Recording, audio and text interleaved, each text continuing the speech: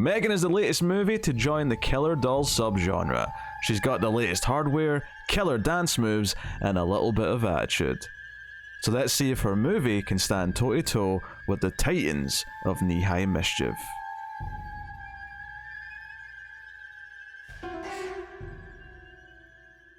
Welcome everyone to Screams After Midnight. I am Peter, and joining me as always is Tim. Peter, seriously, flush the toilet. Come on. Welcome. This is a horror movie podcast. We get together and we talk about horror movies. That's simple. And for probably the last time in quite a while, because Tim is going on paternity leave, we're mostly banking episodes for his absence right now. But we did have time for one last new theatre release, and that is M3GAN. The new Blumhouse horror movie. I forgot they had a fancy new intro, by the way. Like, I was surprised to see it, because I have seen it before, but like I'd forgotten about it. You know, it starts off with like Michael Myers in the woods, and it pulls back to like two Purge-looking characters, and there's like a spooky ghost, and then it's just BH, like they're Warner Brothers now. Possible future bonus content video, but we should do like a ranking of all like horror production company logos at some point. I like it. Oh, to be fair, I actually think an even better one's Atomic Monster, which was right after it. That's like James Wan's That's a really company. good one. Yeah, it's just a really fun one. Yeah. Future content idea. I like that. But yes, welcome. We're going to talk about M3GAN. This is the movie about the robot doll that will inevitably turn homicidal, you might say. Trailer came out, got a lot of buzz. TikTok loved it because of M3GAN doing her dance, and we're going to talk about it. We'll start spoiler free, of course, as we always do, and we'll warn you before we get into spoilers. So seems like if you want to ensure that like whatever you're doing is popular, do you just have to put in like a kind of a crazy dance in it? Yeah, and the TikTok generation maybe. Joe is so bizarre, right? And I like know that Wednesday was like so big, like I keep seeing all these things about the dance from Wednesday and yeah.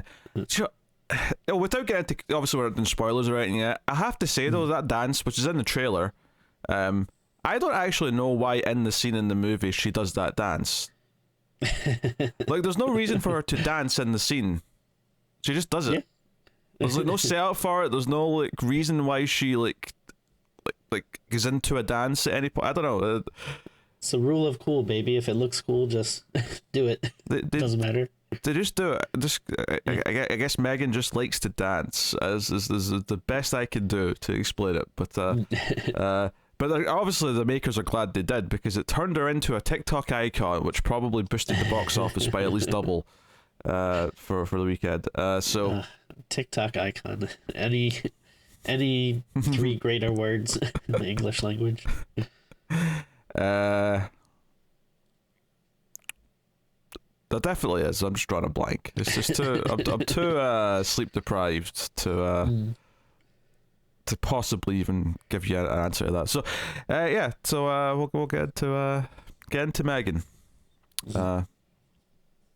Don't take that the wrong way, Tim. Yeah. I know you were hyped. I know you were counting down the days to.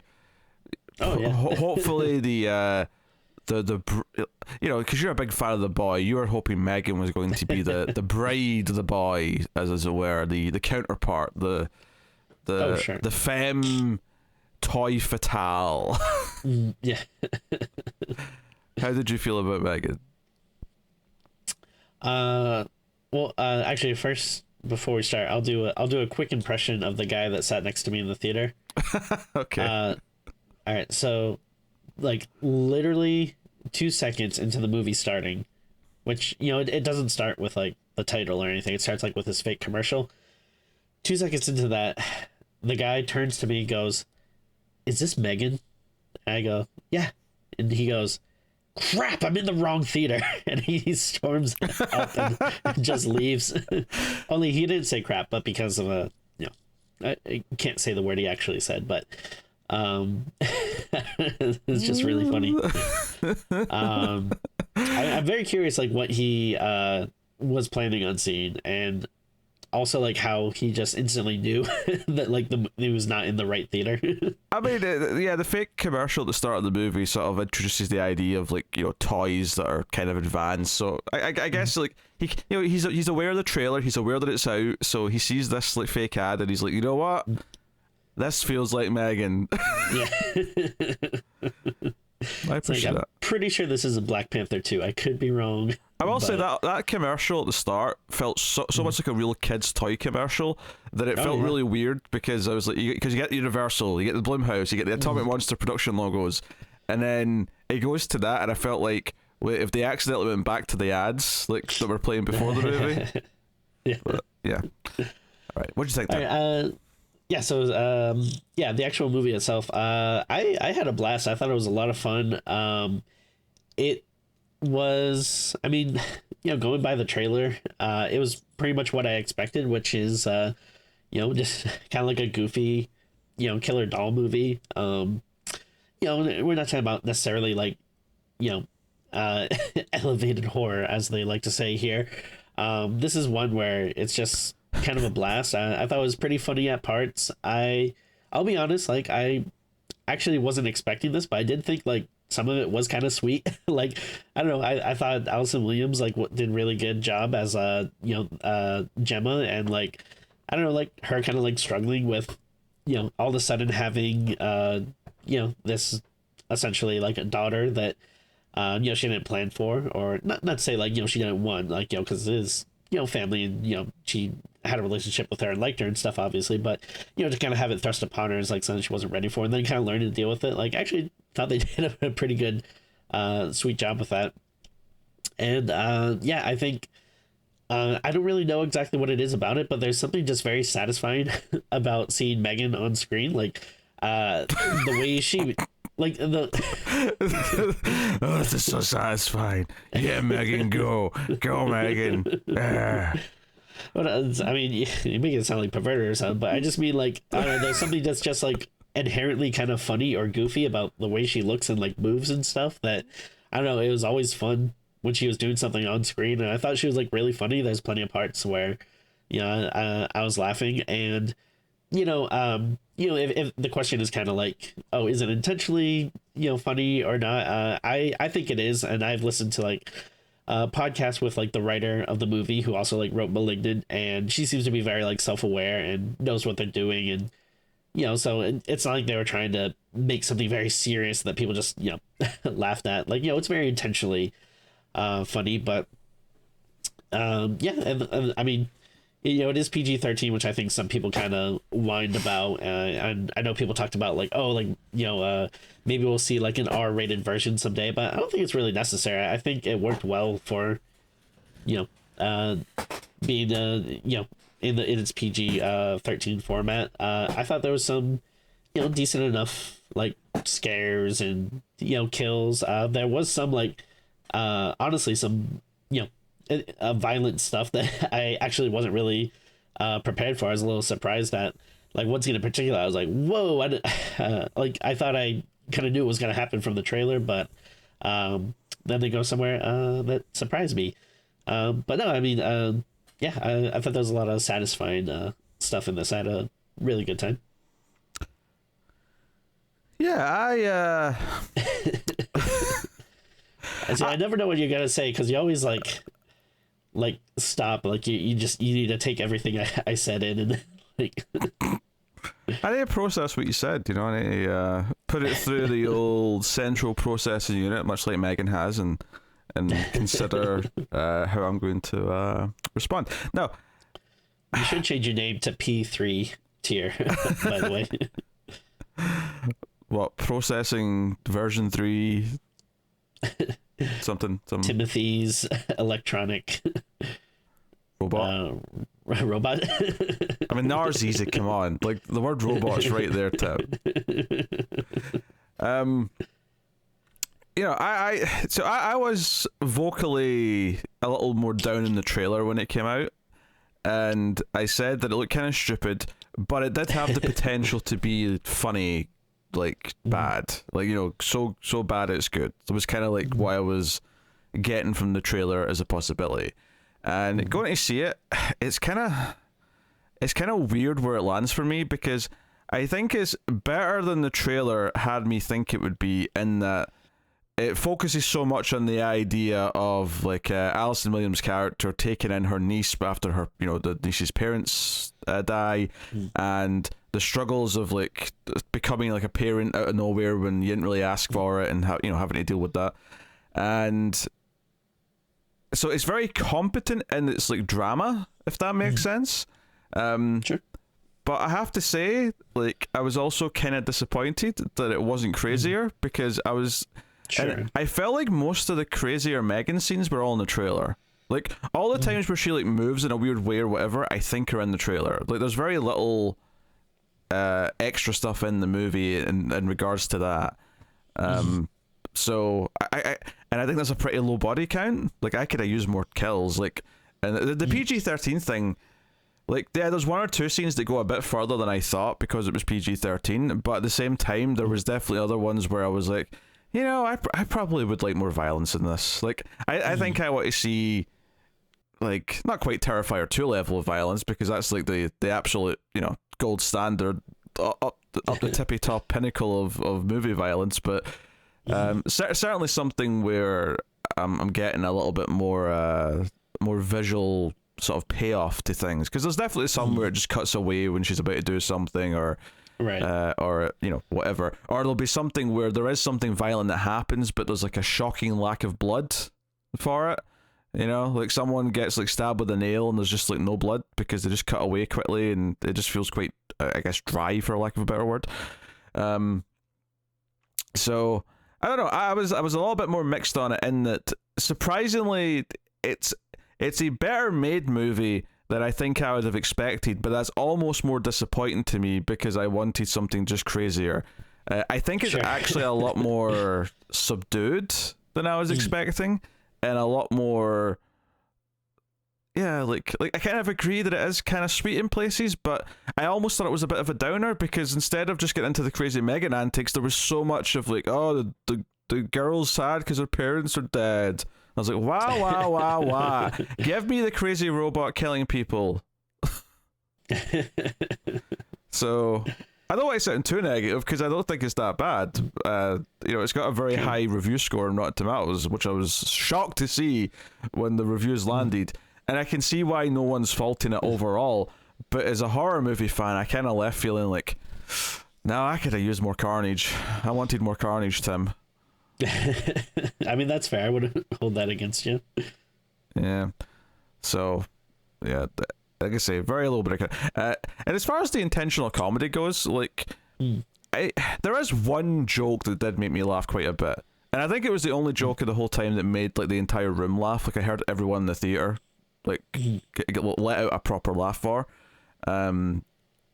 Otherwise, I would say it's vaguely amusing at times, but the sadness of, like, the depressing nature of the setup of the plot, which is that this little girl loses her parents, and then it's all about Allison Williams like struggling to be this new parental figure for her. I think just overwhelmed everything too much, that I didn't think that much of it was that funny. But I think that there was like a lot of stuff that was like, I don't know, like to me it was maybe just kind of like situational, or like just laughing at like kind of like the awkwardness of like some stuff, like especially with like Katie being like such like a sad sack, and then like having to give a presentation and then like just improving like all this stuff about being sad about like your parents' death and stuff, like not really meant to be funny, but I'm kind of laughing out of like the awkwardness of that kind of stuff. Like, also there's a lot of things that are just kind of like inherently like so stupid that it's funny to me, like that just the idea that they think like this is like the biggest breakthrough since like the automobile or whatever, or that like everyone's gonna want one of these. Like, I don't know, that to me that's just inherently kind of funny, because it's like, I don't know, it's kind of like, well, like if it was a real life thing, I'd be like, oh, I don't want this. It's like, it's weird and creepy. Well, it's not like it's into some serious stuff though, where like the question of like if a kid has a toy as advanced as M3GAN, does that like almost hinder the relationship the kid has with the parents, because the toy itself can like respond and like give advice, and it actually raises some interesting questions about raising kids, and it kind of like, it brings it up at the start of the movie about like limiting screen time, and that's like a very real thing, and then it kind of extends that into, but what if you actually had like a robotic toy that could just pretend to be a person the whole time? Yeah, I mean, that's another thing like I wasn't really expecting from it is I didn't think it would necessarily be about anything. I thought it would just be kind of a killer doll movie, but yeah, there's like a very clear message about like dependence on technology and yeah, like, raising kids in this, new kind of technological world. So there's definitely like some extra like food for thought. I would say less dependence on technology and more substituting technology for human interaction. Like I would say is maybe more accurate, because I don't think the movie's anti-technology. I think it's just, like there's a lot of scenes where Allison's like too absorbed looking at her phone when she's supposed to be looking after Katie, and it kind of shows you that stuff. So yeah, but I was almost disappointed that it was actually trying to say something, because I wanted a dumb movie. Like I went into this wanting dumb, and it was trying to be serious all the time, and it kind of like just bummed me out. I was like, what are you doing? Like where's stupid M3GAN doing her like stalking and killing and shit? And it takes a while before, there's a lot of build up, because we don't even get to M3GAN being like fully introduced and formed until a good at least like 30 to 40 minutes out of the movie. There's a lot of setup with the kid's death, not the kid's death, sorry, the parents' death, I should say, and then the adoption or temporary adoption of her niece, and like what her work life is like, because she works, Allison Williams works at a toy factory. She works at a toy company, like the R&D, and she designs fancy stuff and all that, and that's kind of her life. And there's a line early on from her like home assistant thing, like her Alexa style thing, that says, "Welcome home, Gemma. You have 5 Tinder notifications." And the first thing that popped out in my head, I was like, yeah, but it's like 5 black men that you're waiting to betray. This is the girlfriend from Get Out, for anyone who doesn't get that joke. So it took me a second to be like, okay, where you going with this, Pete? Jesus. I was like, oh, okay, I gotcha. Oh dear. She's really good. Like I don't know if I necessarily like know her from too much other than like Get Out. Like I guess she was in Girls, but I never really watched that. But she was in one other movie we did. She was in it Perfection? The one where it was her and the other woman, right. And they're they're that's right. Yeah. So. But I really liked her. No, I thought she was like played the character very well. It was like as much as like she's not like a perfect person, like she's very probably like a little too into her work and stuff, and like maybe a little too uptight about stuff, but I don't know, she was a wait, are we talking about the character or the actress here? Because the way you started that was like, she's not like a perfect person, but and you've said nothing yet that couldn't possibly refer to the to both.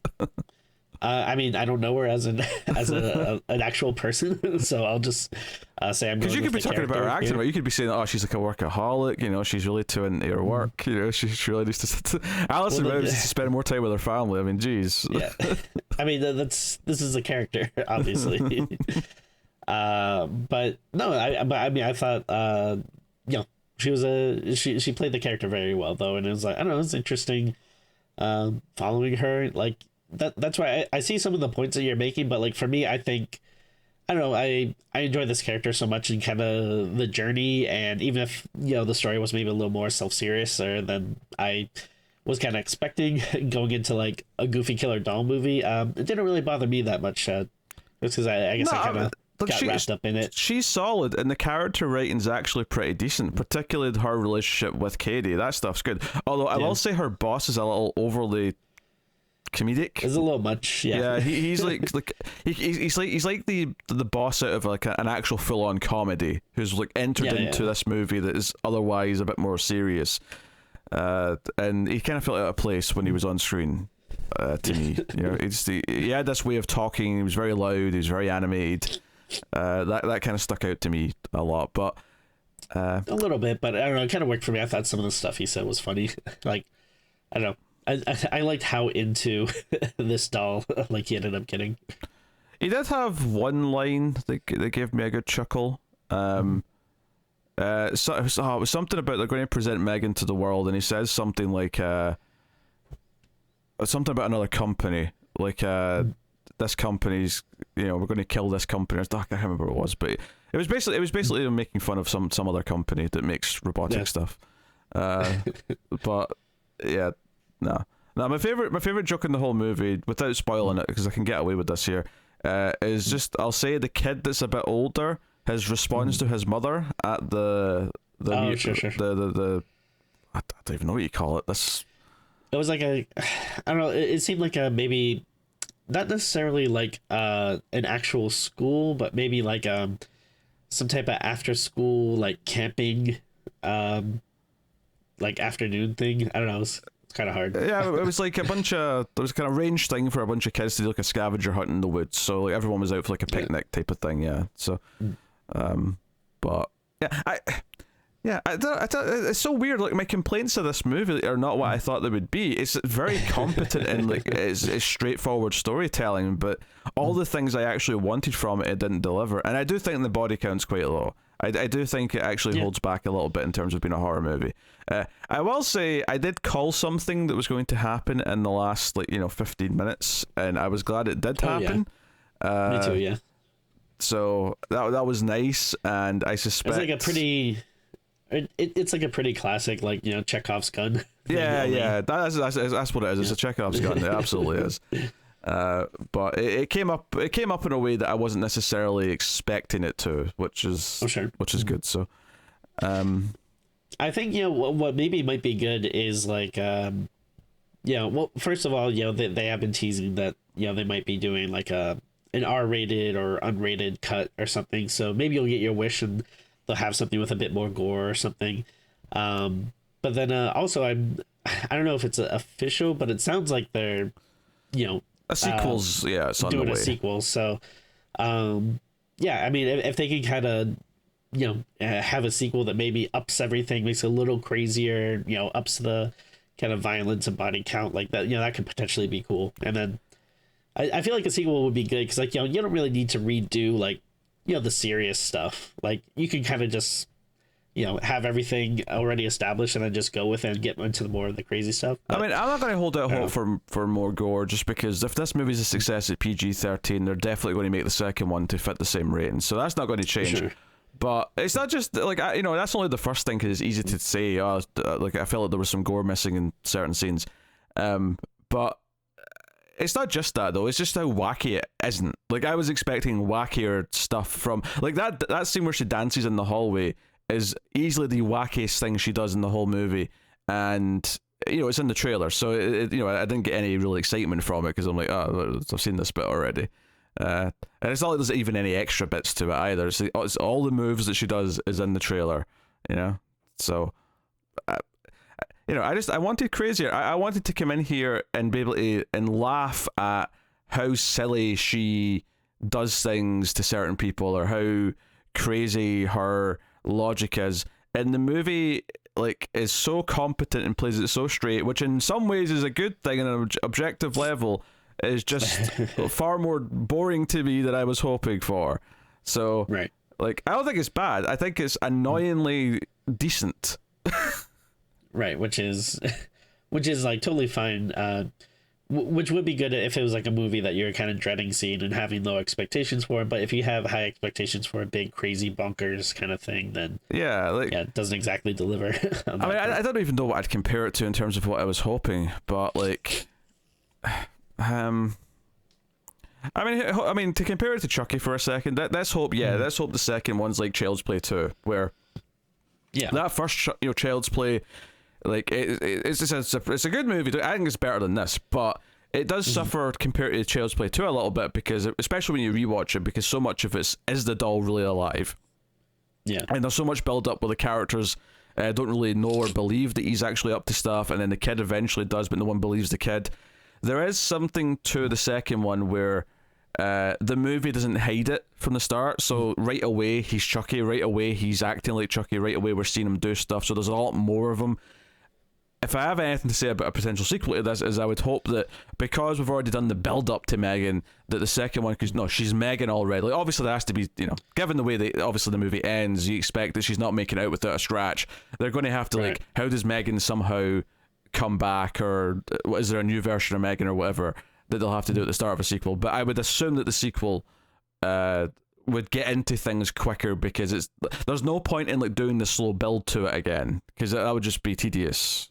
Right. Yeah. And hell, I thought it was a little bit tedious in this one, because I'm like, where's my crazy robot? I want my crazy robot, damn it. So, yes. But I don't want to sound too negative, because it's shockingly decent and competent, but that's not what I wanted from it. I wanted more. Like people were saying, oh, this would go well with *Malignant* because it's from the same writer. Wan's producing this, and I was thinking, yeah, like more of that last 20 minutes of *Malignant*, because I didn't like *Malignant* that much, because I thought the first 90 minutes of it were pretty dull, but that last 20 minutes is worth getting to, because it is absolutely crazy. Yeah, I was hoping more for that 20-minute portion of *Malignant*, and I don't think there's anything in this that even comes close to the craziness of that last 20 minutes of that. That's fair, yeah. There's nothing that makes me go, wow, I can't believe they did that, or this was like super inventive. It's generally just, M3GAN's there, she'll talk a bit, she walks around a bit, and then all the crazy bits you've seen in the trailer. Yeah. So, I gotcha. It's a fair complaint. Yeah. So it's very much it's not what I was looking for, and I think any movie about a kind of lifelike looking robot doll starting to kill people should be what I wanted from it, but that's a very subjective thing to say, and I can't say that with absolute authority, but I'm going to say it as if I am anyway. They should have made the movie I wanted, damn it. I mean, I wouldn't be opposed to, you'd love it. You'd prefer it. I mean, you're sitting here being positive, but you'd prefer the movie I'm describing, and you would. Oh no, yeah. I mean, if you give it the chance to, go to a crazy town, I'm never against that. Of course you're not. Of course you're not. So, yeah. So are you looking for robots for the baby boy? Yeah. I mean, it's kind of funny. He doesn't really seem to like a lot of things that like talk. Like, he really likes cars. Like his Uncle Peter. Yeah.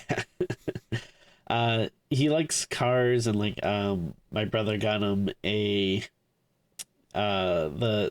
tow truck character from Cars that's voiced by Larry the Cable Guy. He got him like a little thing like that has a like button you can press that it makes him talk, and he loves the car, but he hates anytime like it talks. So like sometimes like I'll go to press the button and he'll be like, no dad, I don't. He's very much against it, and to be fair, maybe that's because it's Larry the Cable Guy. Like he just might not, of course, yeah, like him. You could take the batteries out of it so that it doesn't. Oh sure, but I mean you can switch it off or whatever. But okay. You never know if he's gonna change his mind though. One day he'll love it. But I don't know. You could be traumatizing your poor boy. He's hearing Larry the Cable Guy at such a young age. I mean, who knows what sort of weird personality traits he's going to develop.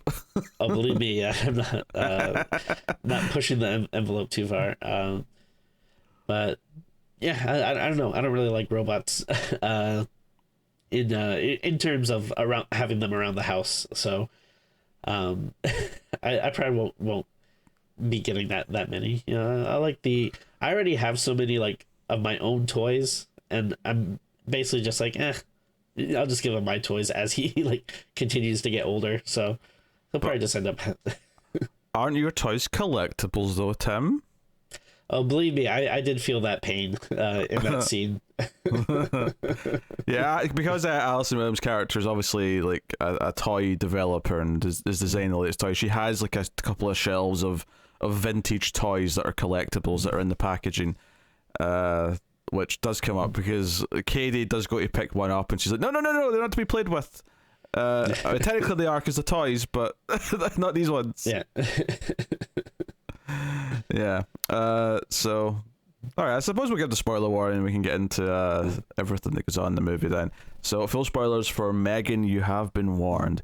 So, movie opens with a fake ad for this like Furby looking thing that you control with your iPad, and it lights up and talks, and I don't know, the kids like this kind of thing. I like I would say the only thing that I find probably a little unbelievable now that I've have a kid and I've been around kids a lot is I feel like kids actually in general, like I don't think they're really like super into toys that much anymore. Like I think they all just want iPads and like to watch YouTube. Like that's the biggest like well, toy I think they try to address that here though, because because Katie's in the car with this toy after the commercial, and the dad says something like what's the point of a toy if you need to use the iPad for it? I think what the movie's getting at is that the reason why this toy is successful is because you control it with an app. So so the kids are actually still using the iPad or whatever. So yeah. I think that's what we're going for. But yeah, so they get stuck in a snowstorm, and then a big truck hits them, and the parents die. That's your setup for like why Katie, the poor little girl, the innocent girl, who is an actress, I believe, from Haunting the Hill House. She was the youngest kid from that. She looked familiar, but yeah. I didn't bother looking her up. Which made me think this had to be shot like a little while ago, because I feel like she doesn't look like she's that grown up compared to that show, and that show came out in 2018. And given how quick kids age when they're that young, I suspect this must have been shot in like at least 2 years ago now. Interesting. Yeah. Maybe I'm wrong, but she still felt like she was still a little kid in this, where I would have assumed that kid from that show would be like 12 now, but she's definitely still younger than that. Either that, or she's done a good job pretending she is, because I never once thought she was older than like say 8 or something. So, yeah. But we're introduced to Gemma, who's working at the toy development place, and they've got a robotic prototype, and her boss is mad at her because they want a cheaper version of their Magic Furby toy, because the competition's selling a cheaper version that's doing very well, so they want a cheap version for the shelves that they can put out for like $50. So that's what she's been hounded for. But she gets a message from the hospital, because obviously her sister and brother-in-law have died, and that sets up the taking in her niece as our guardian. And we get the various setups here where she's not really prepared for a kid. She works a lot. She's a workaholic. She's a single career woman, all that sort of stuff. And there's a lot of moments throughout where she's like looking at her phone when she's talking to her. And that's brought because there's like a therapist that comes to see Katie occasionally. And when they're talking about like her being too obsessed with M3GAN, partly the reason that's proposed for why she likes M3GAN so much is because when M3GAN like gives her attention, it's like she only cares about Katie. Like she doesn't care about anything else. And like everything we see from Gemma in every scene almost is her like checking her phone because she's like concerned about work, or she's concerned about something else, or so I forget what she called. There's like a specific like a word for the symptom or whatever. It was like object attachment or something like that, where basically like they form like a bond or something with something to kind of replace the parents, which was interesting. That's like I hadn't really heard about it before, but that's like, oh, like I can see like that'd be like a good setup for a horror movie. There was a couple of things, because it mentioned that it's usually a person, like a kid when they lose their parents will try and form an attachment to another like parental figure, but because M3GAN's so realistic and like can speak to her properly and like form sentences and react to things, she's forming it with that instead, so it may be difficult to get her to move on, because that was the other thing the therapist brings up later on in the movie, is like toys are supposed to be something that a kid can leave behind, because at some point they'll outgrow it and they'll say, this is too simple for me now. But if the toy is this advanced where it's in like a functioning AI, then technically the kid might never outgrow it, because it'll just be something that feels like it can always keep up with who they are. So there were some interesting like prospects like thrown around about like all this. I mean, effectively, because early on, Katie, when she's still like struggling to like fit in, and Gemma is struggling to like be a mother to her and stuff, she ends up showing her some of the stuff that she does for work. She's trying to bond with her. She's like, hey, this is what I'm working on this Furby looking thing. And I love the idea that like I'm saying Furby because that's what I think it looks like, and I do have to imagine there's enough of our audience who are young enough that they don't even know what a Furby is. I never had a Furby, but me neither. No, but this is what these things look like. But we find out that she's got this like robotic thing in her, like in her workroom. She's got at the house. She's got like what was it called? Was it like Robert? No, it wasn't Robert. Bruce. Was it Bruce? I don't know. Either way, it had a name, but it was basically a robot that Gemma built in college. This was like her big college project, and it's it's quite simple. It doesn't work on its own. Like she puts on these like motion gloves that can control its arms, and just sort of like messes around. And Katie says, "Oh, if I had a toy like this, I'd never need another toy again." And like that makes like Katie go, or makes Gemma go, "Oh shit! Like I'm going to focus on my M3GAN project," because they've already tried to show M3GAN off, and like her head like caught on fire to the boss. That's funny. Yeah, I like that scene. Yeah. So she works on it. She tries to finish it, and the whole idea is she's saying, "No, we're going to make a toy that like no one else can match. That this is like so far in advanced, and as mentioned later on, will retail for about 10 grand." So it's the idea is that the parents buy this and they never buy another toy again. They buy this, maybe they pay a subscription or something for updates, and they just buy this because that's what there's gonna be DLC and shit. Oh, for sure. Because the boss's like first response when he's impressed by it, he's like, "Does this manufacturing cost? Is this more or less than a Tesla?" Yeah. And she's like, "Depends on the model of Tesla." All right, I'm in. But this is what convinces her to actually continue the project. And they use Katie as like a test kid because they have like the whole idea is that M3GAN or dolls like her will connect to a user, right? So that she connects to Katie, and they learn and get better the more they're around their human that they're supposed to be, a friend to. So she takes M3GAN home with Katie because the whole idea is they want to show off how advanced she can get. And that's the justification for having it at her house and all the rest of it. So that sets everything up. But of course, the story goes down some paths where Katie gets too attached, M3GAN gets too protective to the point where it's almost like she's, disobeying like commands and orders to like stick up for Katie and things like that. And things take a turn at various points. So now, I wasn't sure, and I don't know if you got this, but because they didn't really make like a big deal about it or anything, but so there's a whole thing with the neighbor and her dog early on. Yeah, we should talk about the neighbor.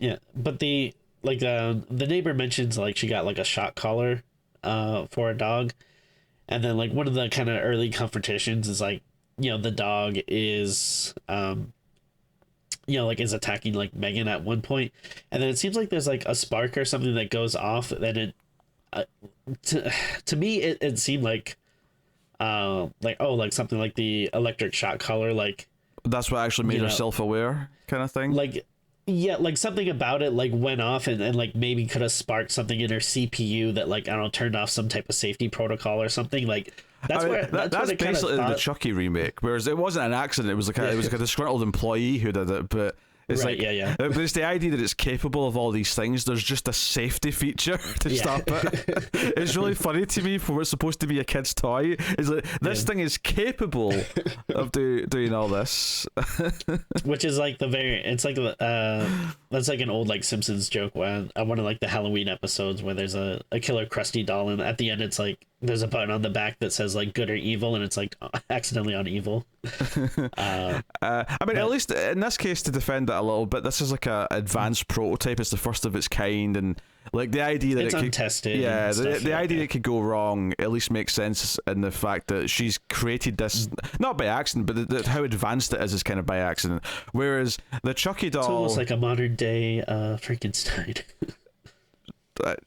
Sure, but the Chucky doll in the Child's Play remake though is like one that's already like part of the assembly line. Is it's already this mass produced product that's presumably been checked and stuff. So the idea that these millions of dolls that are out there being sold all could just have this feature disabled and it would turn them into evil robot Chucky is quite funny. And and the Chucky one is great because it's like it's essentially like like a comment on capitalism, because it's like a disgruntled worker working in very severe like unsafe, underpaid working conditions. So, the only way of fighting back is, basically like through his labor and, turning off all the safety protocols on this doll. There's a little bit of obviously it's not the focus of this one. There's a little bit of like, obviously you get the commercial at the start. You've got the exploitation of Katie's grief to like sell M3GAN later because she's in like a little video they make. Absolutely. Yeah, there's a little bit of that cynical. Because that opening ad, it's almost like something you might see in RoboCop or something. Like, oh, for sure. Yeah. I'd buy that for $1. Yeah. Yeah. And just for the record, man, that I know I'm team Don Mancini all the way, but I did think that Child's Play remake was pretty fun. But it probably just shouldn't have called it Child's Play. It could have been anything else. Oh, if you just change how the doll looks and call it something else. Yeah. No problem. Like just call it something like M3GAN. Just call it Steven. Yeah, we should mention that the reason why it's called M3GAN. It's like Model 3 something Android something generation. Yeah. Model 3 generation Android something. I can't remember the exact what it was, but she didn't explain why it was called M3GAN. There was a reason for it. So fancy. Yeah, I should talk about the neighbor a bit more because that's kind of one of the running things that leads up to like the first like sort of violence that we get from M3GAN is so the neighbor seems friendly enough, but Gemma's like, can you keep that like loud obnoxious dog off of our lawn? And there's like a hole in the fence that it keeps coming through, and the neighbor is just like, yeah, whatever, blah blah blah, and she's just kind of going about her business. And then there's a scene where Katie's playing with these like toy arrows, and one of them goes through the hole in the fence, and M3GAN goes to pick it up because she's been asked to find it. And when she puts her arm in the hole, the dog like starts grabbing her, and then like Katie comes over, and like the dog's like attacking them, and as you say, the spark thing happens here. But this kind of leads to like M3GAN wants to deal with the neighbor, especially when I think the neighbor like. Is there a reason why the policeman comes before? Well, because Gemma calls the policeman. Because the first time the policeman comes, it's because Gemma's calling about a dog. Because the dog bites Katie during this scene. Yeah, I mean I don't want to really call it anything out and be like, oh, it's unbelievable or whatever. But she had like really bad bite marks on her arm, and there's no way that like, the cops, like, yeah, the state, like they would 100% like interfere and say, like, I'm pretty sure like anytime like a dog bites a human, especially that severely, like they, if you report it to the police, like they will have to like, put it down. Yeah. But yeah, like the police is like very like unsympathetic and basically like, well, they said like, they said that she, agitated it or something, which is like, yeah, such bullshit. Especially like when you can see like, oh yeah, like that dog is like a crazy dog. Yeah, like I mean, I'm not like I love dogs. I don't want any violence to come to any animals. Like I don't want it to be put down or anything. But this rang a little unbelievable for me. Oh, it definitely was unbelievable. It goes against everything I've ever heard about the rules when it comes to a dog like biting a human. I guess maybe because the neighbor does try to argue at one point that it was on her side of the property, but it was like it was on the edge of the property through a hole in the fence. So I don't know if that carries, but like maybe if like you were being robbed and you had like a guard dog that bit the intruder, like I suspect that might be okay. Like no, it's a trained dog. It bit the bad guy. It bit who he was supposed to bite. So I assume that's fair game. But anything other than that, it feels like especially a little kid, like for sure, this little kid could have been killed by this dog if the dog wanted to, And then she was even like like she had like some severe consequences. Like M3GAN was checking her temperature and like saying like, oh, like you need to get some rest and like go to sleep because like you're running a fever and stuff. Like it was like pretty serious. She got rabies from probably. I mean I did think Gemma came across a bit harsh with the dog though, where she's like, I want that dog put down, like sure, yeah, put that dog down or I'll do it. I'm like, whoa, all right Gemma, calm down. But this leads to, because like M3GAN like witnesses like the conversation with the police and she's like sort of spying on everything, She like goes over and kills the dog. This is the first time she does something violent. Is she stalks the dog and kills it. At this point, using like the neighbor's voice, like she can mimic other people's voices. Oh yeah, it's the Terminator trick. Like she can do other people's voices. It's exactly like Terminator. There was like a funny scene where like she's like reading a storybook and like she's like doing all the these. I think it's like Alice in Wonderland or something. She's doing like voices for all the characters. Yeah, without like deep like British voices. Which is the innocent like part of this like tech is that she can do that. She can like she's like the best storyteller like ever because she could do all these voices perfectly. Yeah. Genius, absolute genius. It's like having a voice cast, which in terms of making the movie, it literally is just a different person doing the voice, obviously. But yeah, that's fun stuff. I think it would still freak me out though, like seeing like these very different voices coming from like this tiny doll. I'd be like, can you just stick to your normal voice? But the neighbor like for ages throughout the movie, we see her like looking for a dog, yelling in the street, and she calls the police and accuses like Gemma of doing something to the dog. So it's the same policeman, of course, who's like, have you seen the dog? And he says like, no, I've not seen the damn dog, blah blah blah. And it goes on for a little bit, and like the neighbor's getting like up at the window and like banging and saying, I know you did something to my dog, damn it. And eventually M3GAN takes action and kills the neighbor in her like shed or whatever it is. So I know what you're gonna say. Like you're gonna say you wish this was bloodier. I'm assuming, but I actually enjoyed this scene. Like I won't argue that it could have had more gore, but I thought it was pretty fun. I mean, it was all right. It definitely had more going on, at least than some of the kills that were later at the the company building. Like this was. At least there was some stuff going on here where there was like a nail through the hand, and then she uses her like her chemical sprayer to like kill her with like pouring it into her face or something like that. Yeah, and then and there's like one line that made me laugh. I forget exactly what it is, but I think the neighbor says something along the lines of like, "What are you?" And like M3GAN's like, "That's what I'm trying to figure out." Or like I don't know. I like anytime she has some kind of like sarcastic remark or something. I don't think this is actually the first time she kills a human. No, I think the kid scenes before this, but I was just going to this one because it led on from the dog, right, pretty much. Oh yeah. Because I think the next morning like Gemma wakes up and she's ready to like the policeman rings the door and she's like, oh, you're here again. Seriously, tell the neighbor to piss off. We didn't do anything to her damn dog. He's like, sorry, can't do that. And then she looks over and is like, just the body's being carried out of the house. Like, oh dear. All right. The big thing though, the first time she gets properly violent, and it is to protect Katie. That's the whole thing, is that she's so protective, to a fault, obviously, but we're in this thing in the woods. Her problem is that she just cares too much. Oh yeah, of course. But Katie's taken to this thing in the woods because she's been having trouble behavior. She's like, speaking back against Gemma. I don't know when it is in the movie exactly, but I think it may even been the build up to this scene where she kicks the back of Gemma's chair when she's driving. Oh yeah. And I'm like, gee, she's getting way out of line here. And this is like because she was homeschooled before we hear, so this is like an attempt to try and like integrate her in with other kids to actually give her some social skills and like have her learn things.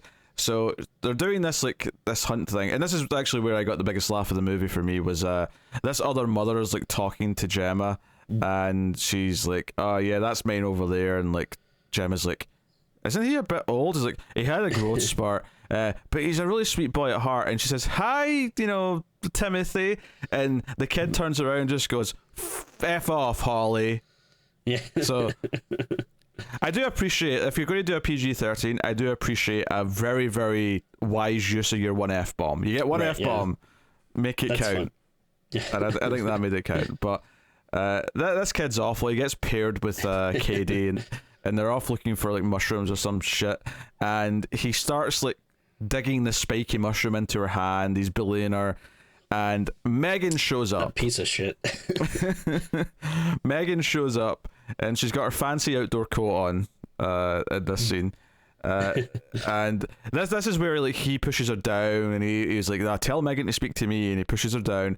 And then you see it in the trailer, the way M3GAN sort of gets up. She does a sort of like, gets back up to her feet by just kind of rising to her feet. No, I think there's a part that we're skipping over that I don't know if you have the same reaction, but like at one point I think he kind of like just tosses M3GAN on the ground, and then he gets on top of her, and like I don't know about you, but I was like, okay, where are they going with this? Like, this is like seeming like a little risque. Oh, you thought I was going sexual. Yeah, I was like, I might have thought it was going weird for a split second, but I think when he just sort of like he gets on top of her, but he gets on top of her in the way that a bully like sits on top of someone they want to like hit.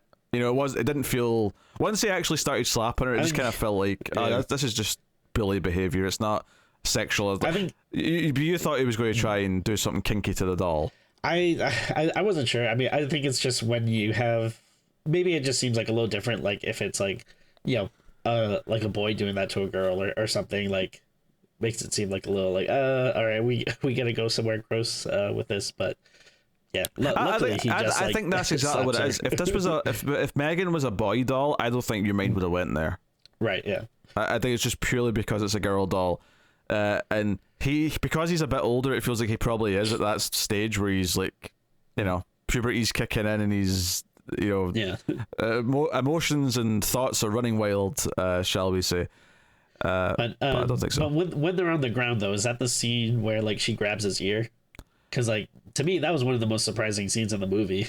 No, I think that's after she gets back up, because she pushes him down and goes through his ear. Yeah, I don't think that happens until, because I think at this point she's not done anything. Like when she goes through his ear, he's already aware that she's like alive, quote unquote. Because when he gets on top of her, she's still just like playing doll, if that makes sense.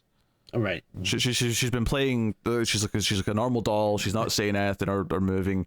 It's not until she gets back up in that creepy kind of like horror movie way where it's like, whatever, and then she rips off his ear, which is surprisingly visual. It's easily the most visual thing in the whole movie, is this ear being stretched out.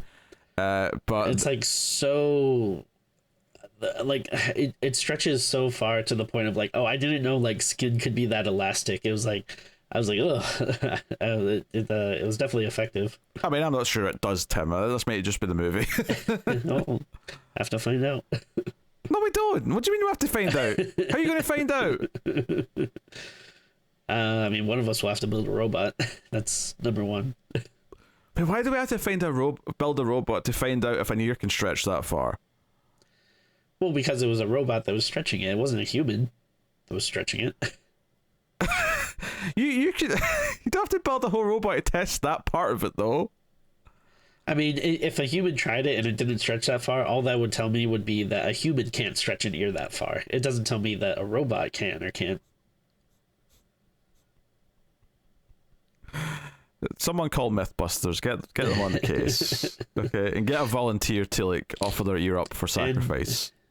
And like, also, I don't want to get any snarky comments. Like, yeah, we're saying robot, but I mean, obviously, it's like an android. Like, it's whatever.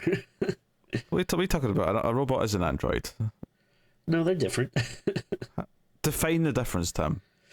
Because a robot looks inherently like a machine and an android looks like a human. Okay, I did not know that. I did not know that was a key difference. I know the difference between cyborg. I know what a cyborg difference is. A cyborg is it mixes in human elements. So exactly. a cyborg can either be a human that's been made a cyborg by having like enough like robotic parts added, or it can be like the Terminator, which is a robot with human like elements added on the outside. That's a cyborg. Sure.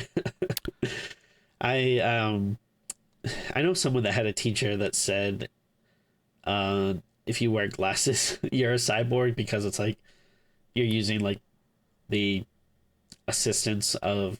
But it's not. There's not mechanical moving parts. It's not a machine. That would be my argument, but I mean, it's not me saying it. It's this person's teacher that said it.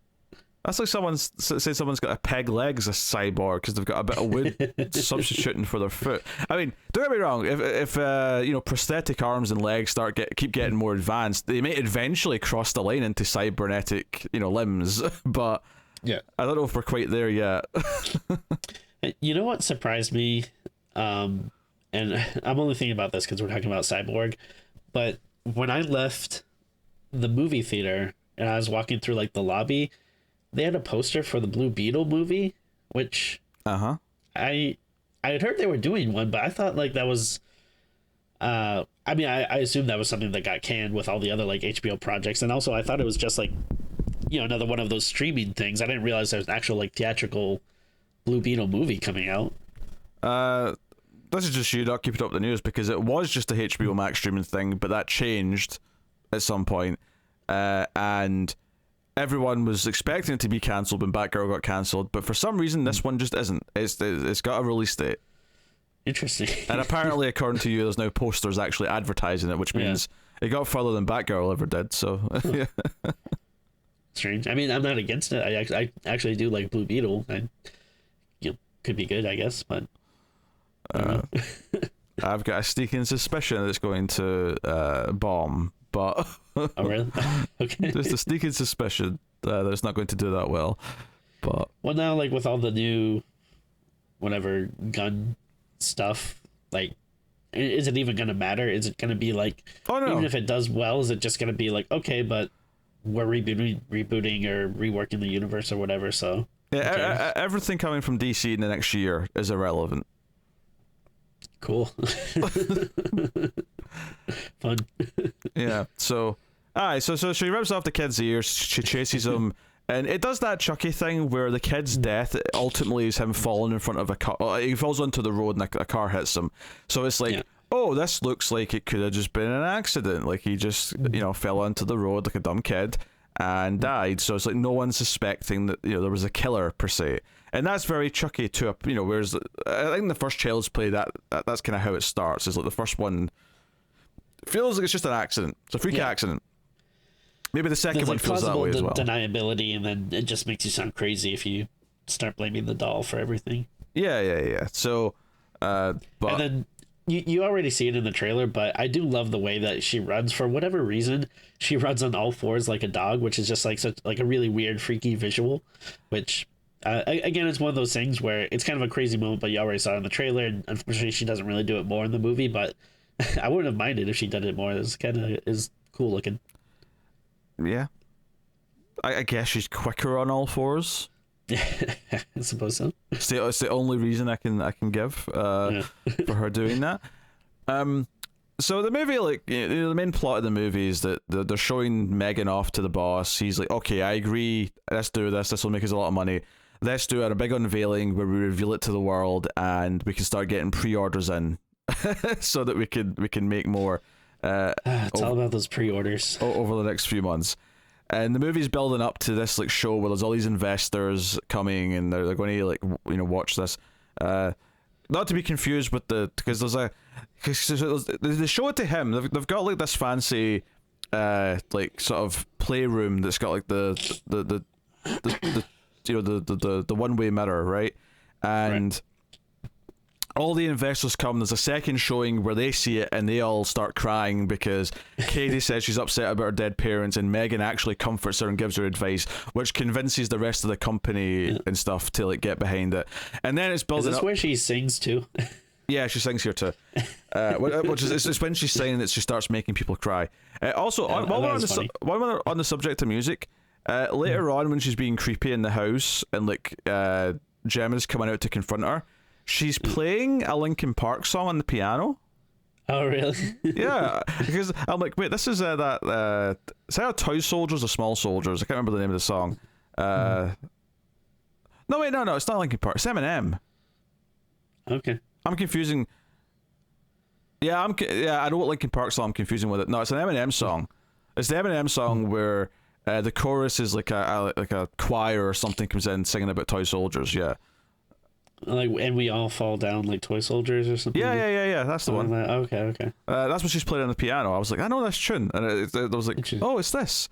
It was just random. I was like, why this song? But okay, all right, fair enough.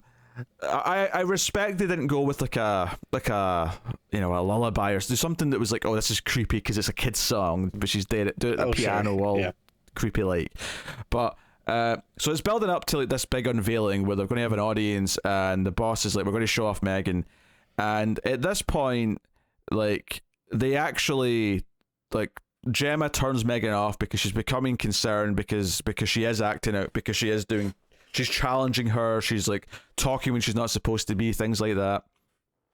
And they actually like hook her up in the building. They kind of trap her, and she's got like two co-workers who like do everything with her, and they're left with M3GAN, and like they're just going to not do the show. They've decided that we don't feel comfortable doing this.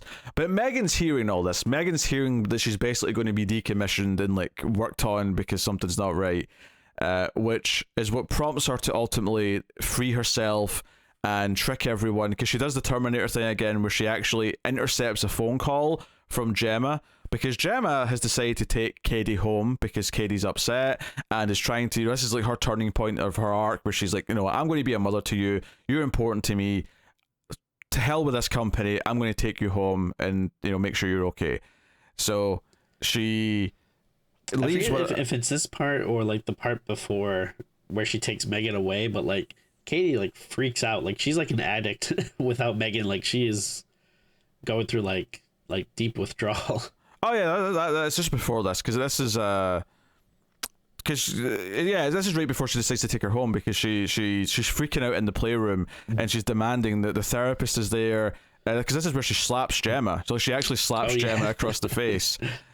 And it's like, it feels like M3GAN's having an influence on her. She's getting violent.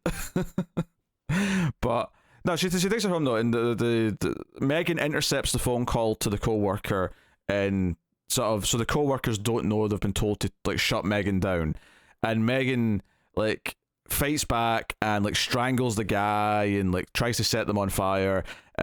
This was one of the parts that made me feel like later on when they show up still alive, I was like, oh my, come on, the body count's so low. Weird. It's like the body count's so low as it is, and she didn't even kill these two. And it's kind of annoying because it means that it does that really cop-out horror thing where only unlikable characters died, because it's only the shitty neighbor, the bully kid, and then the asshole boss and his sniveling assistant are the only ones who die in the whole movie. And it felt like it was like holding back, like they didn't want to like kill any like good people off. And I'm like, don't be cowards, you stupid movie. Like, make me sad that you killed someone. Well, the parents did die in the beginning.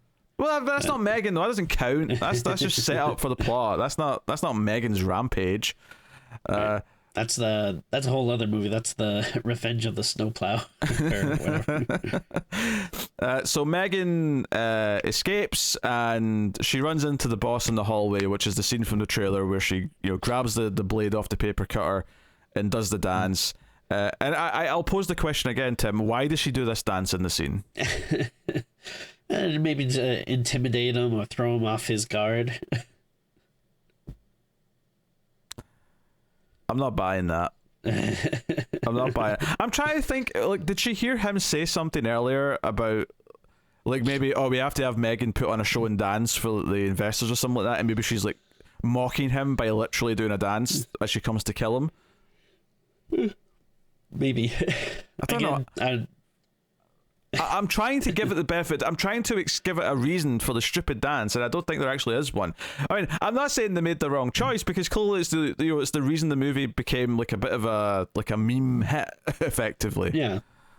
I mean, it doesn't bother me. It's just fun. I think I heard like an interview or something where they said that essentially, like, one of the body doubles that was like playing M3GAN was like a dancer. And she kind of came up with this dance on the spot, and they were just like, yeah, let's use it. So I think it was kind of an improv thing, and then maybe they're just like, yeah, who cares? It doesn't really need to be a story reason for it. Like, well, it doesn't even bother. Like, I would be fine if it was just a random thing. I think the reason why I'm focusing on it is because it's the thing that sold the movie. It's the thing in the trailer that sold the movie to people, that said, this is crazy, we have to see.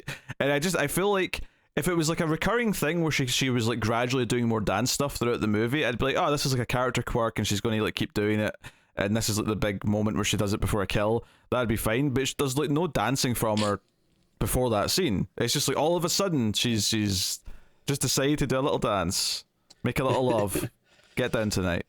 And sometimes that's what you gotta do. Yeah, this was the kill that I thought was disappointing, because she just comes after him with the blade, and like it cuts away before you don't really get to see any of the cutting or the slashing. It's just kind of off camera. At first he's kind of like running around through what kind of just feels like empty hallways, which is kind of fun though, because again, like very scared. It's funny to see this, very confident, guy with a lot of bravado is like now scared, running away from this like little doll. And then he's like getting to the elevator where his assistant is in, and doesn't he almost makes it, and then like just right before he gets it, like just right through him, which could have been bloodier or maybe a little more visceral. Yeah, it just cuts away before she kills the assistant. She's it's the classic, picks up the blade, goes to swipe, cut to the next scene. Yeah, the only, I mean, maybe they kind of had this as a, potential thing that could play in a sequel or something, but it did feel like a very random like plot thread with the assistant like stealing like all the like secret like algorithms or formulas or whatever for M3GAN. He's doing the Newman thing from Jurassic Park. He's stealing the code and sending it to somewhere. Although, I mean, M3GAN implies that he's just doing it to see if he could. But like, I guess it's a door for a sequel. Like, another company makes one because they've got the code. That could be the backdoor way to get the sequel, because obviously M3GAN is destroyed at the end of the movie, which M3GAN makes her way home. She even drives a car to get back to the house. Gemma gets up and which can, and it seems like she can just control electronics in a way. Well, I think smart devices, anything that's connected to the internet, which this car is, like, one of these fancy new cars that is got smart features and all the rest of it. Which I remember when that first popped up in a movie, like, maybe 8 years ago or something like that, and I thought, oh, this is like weird futuristic stuff. I don't know if I believe this exists, and I was assured that this is a real thing.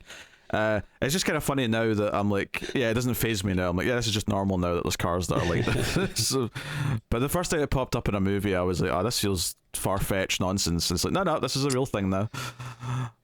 Yeah. Self-parking cars and all that jazz. Yeah, I'm against it. Robots scare you, Timmy? Yeah, we're just becoming too reliant on all this stuff. You're a man of the soil. Yeah. Wants to get his hands dirty. I feel like we were pretty good around like 2007 technology wise. Like, we could have stopped there. I think we would have been good. We didn't really need to go further than that. I mean, I don't know if I could fully agree with that.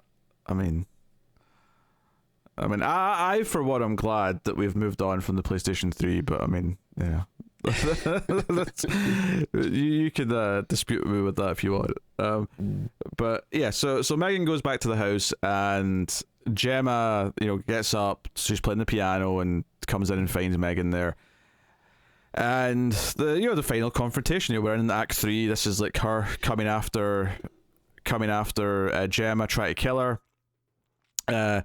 Katie almost walks in and kind of goes back to bed when again M3GAN does the voice thing. She pretends to be Gemma, and they're kind of fighting, and like there's a little bit of it before like it turns into proper she's trying to kill her, where she's trying to like negotiate with her almost, where it's like, hey, we can coexist, you just have to accept your role in this family, Gemma, that me and Katie are forever, and you have to allow that, and you have to be this and that and blah blah blah.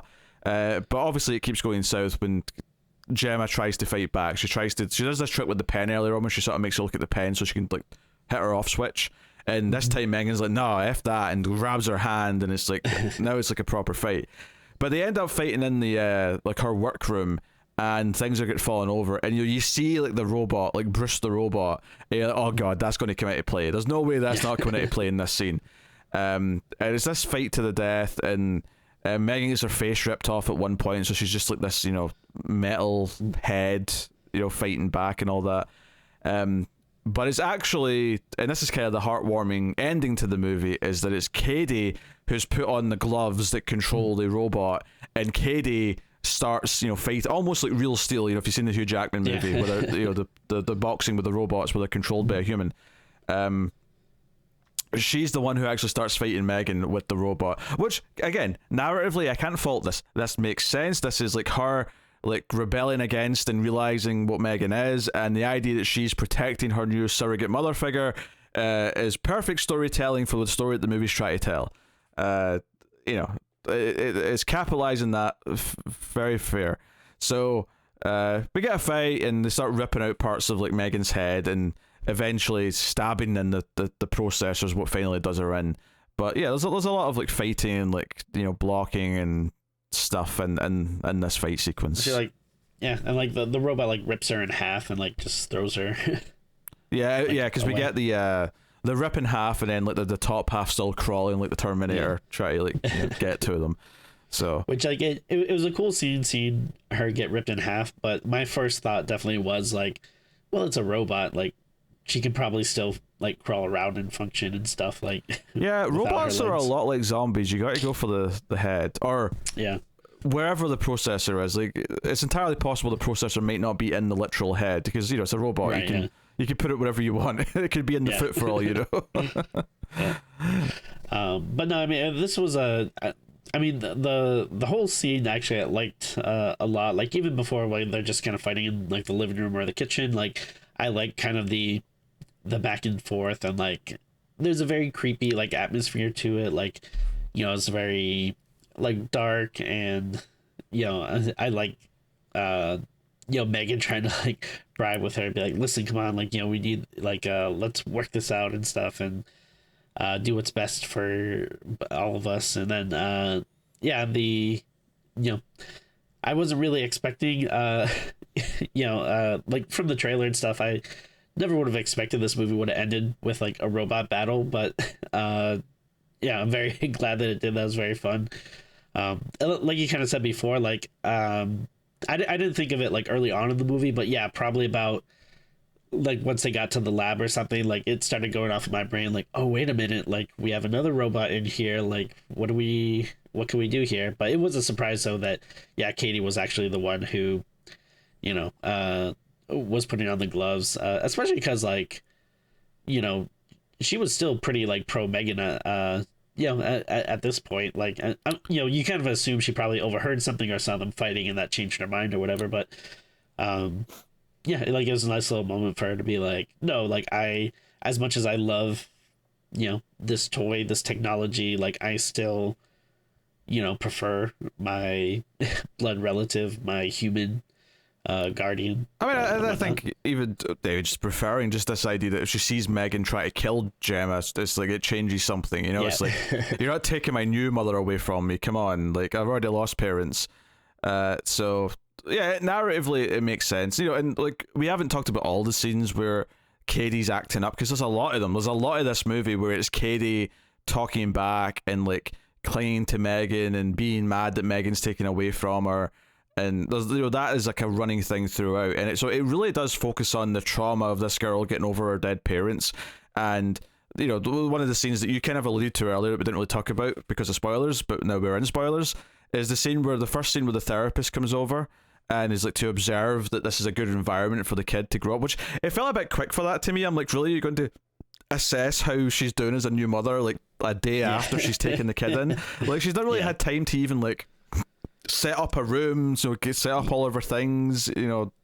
Yeah, like I can definitely tell you, yeah, with having kids and stuff, like you know, thank God that like, you know, pregnancy is like last 9 months, because it takes so much time to figure out everything you need, then to order it, and then to like, you know, there's so much stuff that you have to build and like put together. Like, yeah, if you had to do that all in a day, like no one would be able to get that done.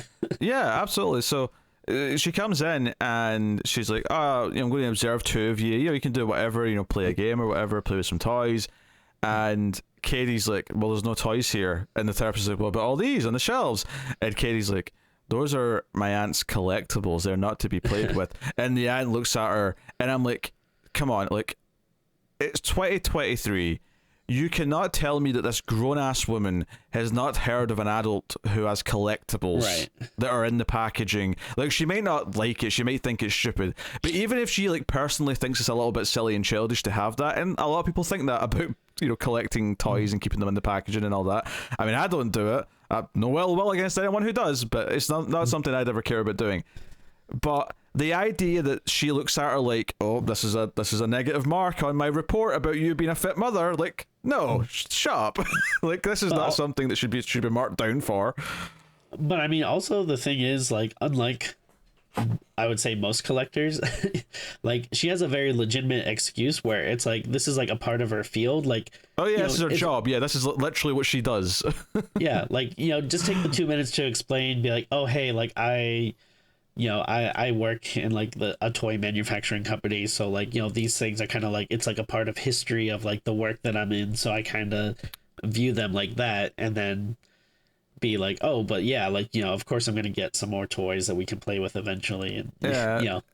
So this is a scene where, like, I think most people will sympathize with Gemma, even no matter how they feel about collectibles and stuff, because it's like, okay, it's funny watching her, like, because she tries to, like, show that, oh, that's no big deal, we can play with these, and she picks up one of the toys that's still in its box, and she takes out a knife and she stabs into it, and it is kind of funny watching the pain in her face as she's stabbing into the box of this unopened, like, you know, mint condition, like, classic toy. And the other thing too is, like, if you do want to take it out, like, you can very easily, like, get some scissors and like cut the little tape that binds it, and then like open it like, you know, you normally would a box. Like, you don't have to like rip it open to pieces. Like, yeah, but this is what it feels like to her no matter what, is that she's ruining the pristine quality of it, and she's trying to show that she doesn't care. That's the main thing. She's trying to show this therapist that it's not a big deal, and she's flexible and easygoing. And I think, like, there's no part of me that feels like that she is not being, like, forced or manipulated into doing something, like, and I don't feel like this is warranted. Like, it's completely acceptable for her to have collectibles, and the way that the therapist looks at her, like, oh, you're going to be a shitty parent if this is your attitude when it comes to your things. And I'm like, piss off. Like, come on, yeah. It's just because technically a toy is meant for a kid. If this was like a piece of art that was clearly, like, worth like 10 grand sitting on the shelf, this therapist would not even, you know, say, oh, let the child, like, mess with it. Like, let her roll it around on the floor. Not even once would she suggest such a thing. But that's like one of the scenes where, and the idea of, like, technology comes up a lot, where she wants, like, a story read to her in bed, Katie, and she's like, oh, I don't have any kids books. Oh, I'll just download one on the app. Oh, the app needs to update. So they're sitting there just holding a phone, waiting for the app to update. And it's, you know, it's a very clear visual representation of, she was not prepared or expecting to look after a kid, and the idea that her app needs to update to just get the kid's story is like, her life needs to update to be able to deal with looking after a kid. You know, it's just simple enough. And that's why I'm saying I can't really, like, shit on the movie that much, because it's doing simple things that help tell the story. It's very competent in how it talks about her dealing with this child that she's now looking after, that she wasn't prepared for, and how much of a, you know, that's burden that it suddenly is, and, like, just, you know, how awkward it is, because, you know, like, if you're not prepared to look after a kid, if it's something you've been prepping for or wanted, it would be this huge thing all of a sudden that you have to deal with. Yeah, like, if you compare it to other, like, you know, generic studio horror movies that, you know, we dislike or shit on a lot of the time, like, you know, a lot of the problems with that is that, you know, the story is doing a lot of, like, you know, annoying tropey things, or people are acting in ways that they wouldn't act in real life, or the performers are just not interesting or charismatic. So yeah, like, if you don't exactly you know, if the movie's not exactly what you're expecting, but, like, it's not showing the problem that, like, other, you know, shitty horror movies do. Like, you know, it's very competent in a lot of the areas you know, of the filmmaking and the performances and everything. So, like, it keeps tying back into this theme of, like, technology getting in the way of just being, like, a parent or looking after a kid, and it keeps returning to, like, her, you know, Katie over the course of the movie is getting more and more problematic with how she acts out, and, like, clearly she needs help. Clearly she needs to have, like, a proper parental figure, and it's not been provided yet because it's been just, you know, it's M3GAN instead. So when she starts kicking the back of the chair when she's driving, which, you know, given how her parents died, that feels like a really big roll of the dice, Katie. Yeah. Your parents died in a car accident, so maybe don't kick the back of the driver's chair. Just an idea. And she's throwing these temper tantrums and it's building up. So it does actually feel like a nice turning point when she shows up to defend Gemma at the end. And Sure. it feels like, you know, if you believe that she is going through something, and like it's almost making some reasonable points as far as like getting, you know, moving on from a parent's death and how to deal with that. Both as the new guardian and how the child deals with it, and then the role that a toilet M3GAN. And obviously the other thing the movie's kind of about is the danger of technology. And, you know, in fact, again, another scene that shows this really well is that Katie has to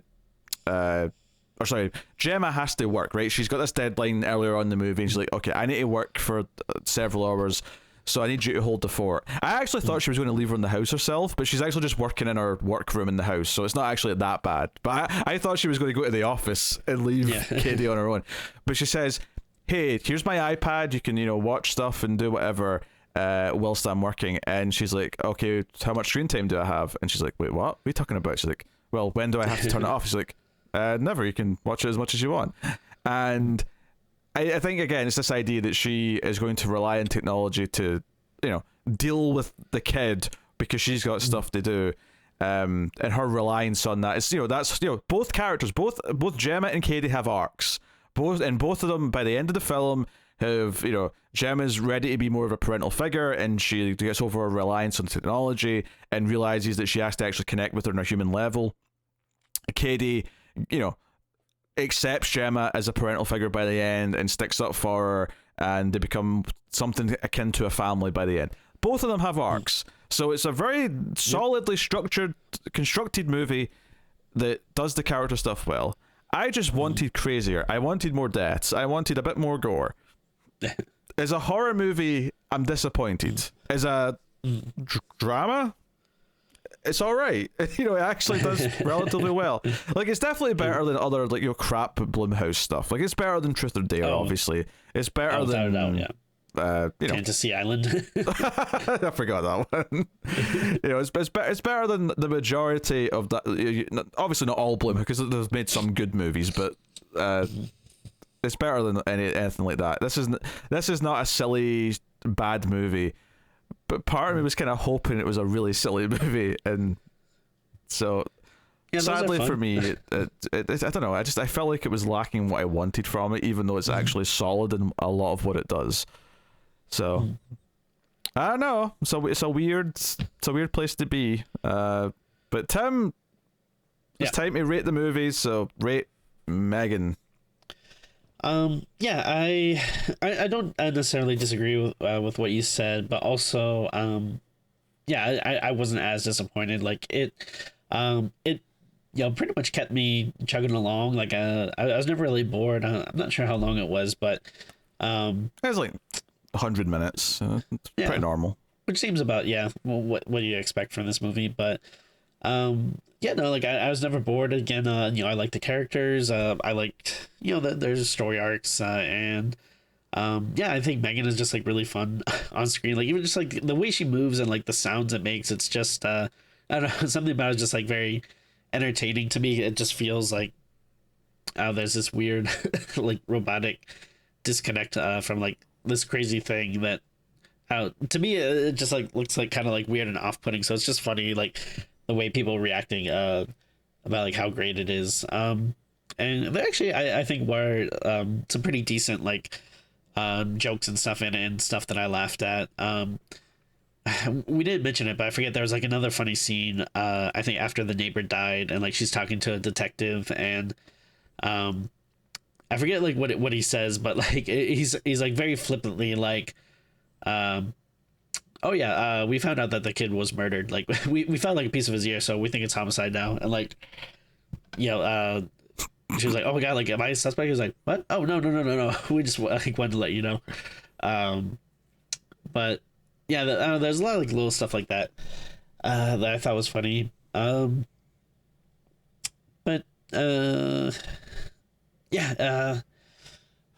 I think I'll give it a 7.5. Yeah, I actually liked it quite a bit. I had a good amount of fun with it. Pretty good start to the to 2023 in terms of horror wise. Yeah. If the second baby's a girl, you're going to call her Megan? It's tempting. It's tempting. It'll have to be if the 3 though. Like I'm not gonna. Oh, of course, yeah. Cheap out and.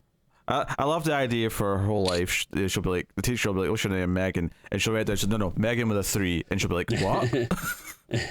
What?" Yeah. It so usually annoys me when they do that in movies, but I think it works in this. It works with the robot theme, although they're going to be kicking themselves when they get to the third movie and realize, shit, we've already got the 3 in there. We can't add another one.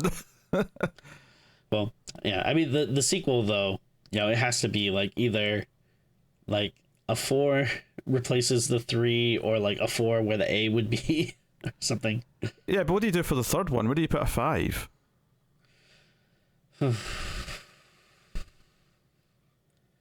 Does a 5 look like an upside down G, kind of?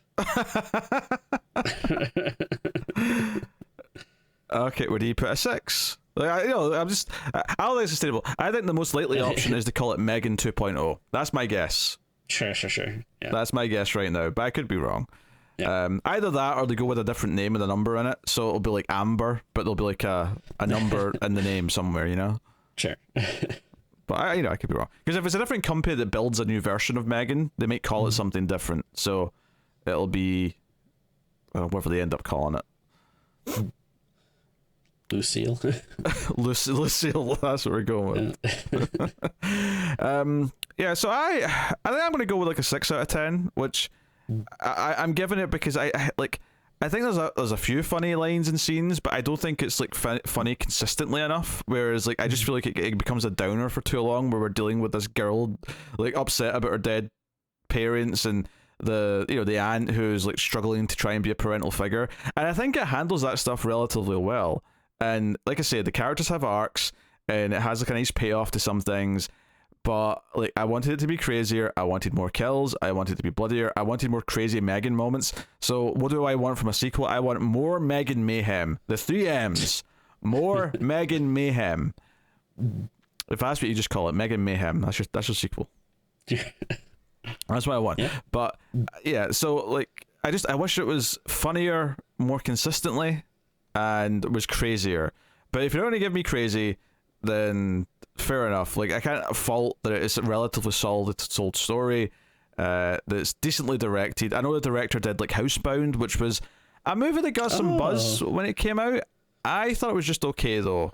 I'd probably say this is better than Housebound, but I mean, I may be in the minority on that. I didn't realize it was the same director. I like Housebound. I don't think it's like like a classic or anything, but I think it was good as like one of those like random streaming movies I'd never heard of before that I just threw on and was like, oh, this is actually like competent. Like, it's not like some other random Netflix movie that is just complete garbage. But yeah. That's it. As much as I suggested it maybe a different name and stuff because it's a different company that makes it, I feel like from a marketing point of view though, they'll want Megan to look like Megan, so they'll probably somehow just have Megan back, even though in theory a different company making it should mean that it should look like a different doll, but whatever. Well, they did say in this movie that it comes with forget however many different like skin tones and hair colors that they could mix it up. Yeah, but I bet he is just going to look like Megan because they want to put her on the poster or the trailer and have everyone go, "It's Megan!" Yeah. So there you go. Yeah, well, I suppose that's it. I suppose that's Megan. It's shockingly decent, but is unfortunately doesn't deliver on everything I wanted from it. So I am left conflicted. But Tim had a better time with it, so I suppose check it out for yourself and see how you feel. But it failed to dethrone Avatar 2 from the box office, though. That's still number 1. Which is surprising. I thought it would make $1 billion, but here we are. You said that about The Boy too, though. Well, eventually one of these movies has to. the boy 2 like bombed basically, and your chances of a third boy movie are in the gutter. So we'll see. Weirder things have happened. I mean, that's true, weirder things have happened, but I still don't think you're getting that. You're getting M3GAN 2 though. You get M3GAN 2. Hey, M3GAN 2 Electric Boogaloo would work actually, because it's like, you know, robotic. She's electric. Yeah, that's true. By the way, I do like that they at least kind of addressed like her having power. Like she's always like sitting on like a charging pad at night. So and they never explain it, they never tell you that's what it is, but you see her sit in this chair that lights up and you're like, oh, it's a charging pad. Okay. You can roll with it. I think there was enough nice like I like that there are touches like that yeah, you don't really need to be explained, but you know that but it was there. It's the sort of thing where if you went back in time and showed this movie to someone from like 20 years ago, they wouldn't get as much of it, but there's so many little things that we just understand because of modern technology that we're all used to. Yeah. That's the other thing we should mention the very ending, because right before it cuts to black, we've already rated the movie. People may have turned it off already. Apologies for leaving this till after. But there is a hint that M3GAN has put her like code into like the, you know, the Alexa style device that Gemma has in her house, because it's sort of like it's like a. It's almost like what's the droid from Force Awakens? BB-8? Yeah, it almost looks like a little BB-8 where it's got like a bit in the top, and that like turns around and lights up, and it's like, oh, M3GAN's in there. She still exists. Yeah, I wonder like maybe what they'll do for the sequel is another company will make a doll, and then M3GAN will like beam into it. Like she'll like find it and go, okay, there's a body for me. I'm going to take it. And not bad. Yeah, that's how you do it. That's how you get M3GAN to. But yeah, I just wonder, like, do we go with a completely new family, or do we want to stick around with Gemma and Katie? I kind of hope it's a new family, but I can kind of see why they would. The plot, the obvious plot would be to have M3GAN try to like find Katie and Gemma and like track them down. Maybe it'd be interesting because, you know, maybe Katie by the time they make a second one will be at least in like junior high school, so it'll be a different dynamic or something. But you know, have M3GAN kill more people. That's all I ask. Like, give me a body count. It felt very lacking in this. But hey ho, there you go. That's M3GAN. Let us know what you thought of the movie in the comments below. Like, subscribe, ding the bell for notifications, all that stuff, and get us on the Twitters at Screams Midnight. And of course, you can support all the content over at patreon.com/MailFuzzTV and get some bonuses for your trouble. The actual new bonuses are on pause for a while, but you get bonuses for other shows, and of course there's the back catalogue of bonus Streams After Midnight episodes at the $3 tier, and even more streams show, which we've done 12 episodes of over the last year or so, in the $5 tier. So by all means go and check out that, and those will return once Tim is back from having a da baby later in the year. So go check out all that. And this is going out before a few episodes that we've already recorded, so I can tell you that the next few weeks are coming up are a couple of 2022 movies that we had to get through before we wrapped up 2022, which we'll do, I think it'll be March by the time you get our top 10 of 2022. But there's two big 2022 movies that next on the show. The next two episodes you get will be I think the next one's Pearl. You're getting Pearl next, and then something else, then a top 10 of 2022, and then I'll leave what's coming after that a mystery. But we're recording ahead, so you've got episodes whilst Tim's away breastfeeding his baby or something. Of course. Is that what you do as a father? Something like that? I don't know. I'm usually just in charge of the night shift, so I'll the night shift, I like that. Yeah, like when the baby wakes up at 3, and then I have to basically just kind of hold it until it goes back to sleep. I think my joke there was getting to was Meet the Parents, where he's like, I've got nipples, Greg, can you milk me? Sure. I like the idea of you saying that to the doctor. You're going for the ultra scan or whatever, and the ultrasound, sorry, not ultra scan. But and like, okay, he's like giving you parent advice. You're like, but doctor, can I also breastfeed the baby? What? I've got nipples. What are these nipples for? Damn it! Let me breastfeed. Yeah. If they, there have been cases where men have lactated. That's called witch's milk, which I don't I've never heard of this. What? It's true. You can look it up. I've never done it myself though, but Nor have I. I've never accidentally squirted milk from my nipples. I can tell you that. I have no idea how nutritious it is, or if it's beneficial to, give witch's milk to a baby. But you never know. It benefits no one, Tim. Probably not. No. I'd freak out if I get up one morning and I was like leaking milk from my nipple. I'd be freaking the F out. All your cats are licking it up. Hey, cats don't actually like milk. Well, most of them don't anyway. Yeah, that's weird. It's a weird trope that like movies have told us, but most cats are actually lactose intolerant. I learned that the hard way. Oh no. Oh no. Not one the cats I've got now, but I had a cat where, she wanted milk, so I put out milk for her, and then she vomited everywhere later. And then I googled it and went, oh wait, cats aren't actually supposed to drink milk. It's bad for them. Oh wait, never mind. Oh boy. So, unless you're one of the lucky few cats who isn't lactose intolerant, but most cats are lactose intolerant. So, good to know. You've learned something here today. You can buy milk that's for cats specifically, like cat milk. Okay. It doesn't come from cats. It's not made, it's not actual. They're not like a cat farm where they're like milking all these cats. It's not like that, but it's milk without the stuff that will harm them. So if they like milk, you can give them this cat milk. That's good to know. So that was a weird tangent. Thank you very much for joining us, everyone. This has been Screams After Midnight. Keep watching scary movies, and we will see you next time.